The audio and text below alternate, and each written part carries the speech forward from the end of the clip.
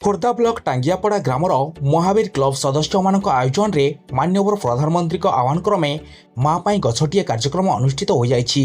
କ୍ଲବର ମୁଖ୍ୟ ଉପଦେଷ୍ଟା ସମାଜସେବୀ ତଥା ଅବସରପ୍ରାପ୍ତ ସେନା କର୍ମଚାରୀ ସମରେନ୍ଦ୍ର ଶତପଥୀ, କ୍ଲବର ସଂଗଠକ ଜଗଦୀଶ ବେହେରା, ଧନଞ୍ଜୟ ଛୋଟରାୟ, ଶୁଭମ ସାହୁଙ୍କ ସହଯୋଗରେ ଟାଙ୍ଗିଆପଡ଼ା ଗ୍ରାମର ଖେଳପଡ଼ିଆ ଚତୁଃପାର୍ଶ୍ୱରେ 50ରୁ ଉର୍ଦ୍ଧ୍ୱ ବିଭିନ୍ନ କିସମର ଜାମୁକୋଳି, ଅଁଳା, ବାହାଡ଼ା, ଅର୍ଜୁନ, ଚାକୁଣ୍ଡା, ବଉଳକୋଳି ବୃକ୍ଷରୋପଣ କରାଯାଇଥିଲା।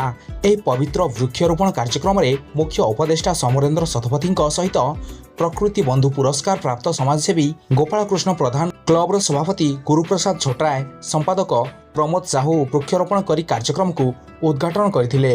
ଏହି ଅବସରରେ କ୍ଲବର ପ୍ରତ୍ୟେକ ସଦସ୍ୟ ନିଜ ମାଙ୍କ ନାମରେ ଗୋଟିଏ ଗୋଟିଏ ଗଛ ଲଗାଇ ତାର ଯତ୍ନ ରକ୍ଷଣାବେକ୍ଷଣ ଦାୟିତ୍ୱ ନେଇଥିଲେ।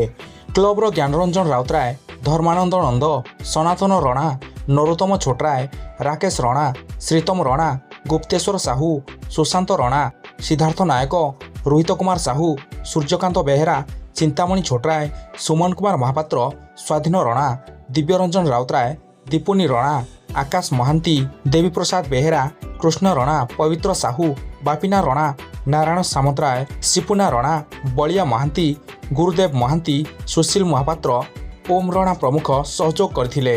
ପ୍ରଥମ ଥର କ୍ଲବର ସଦସ୍ୟଙ୍କ ଏଭଳି ସାମୂହିକ ବୃକ୍ଷରୋପଣ କାର୍ଯ୍ୟକ୍ରମକୁ ବିଭିନ୍ନ ମହଲରେ ପ୍ରଶଂସା କରାଯାଇଥିଲା।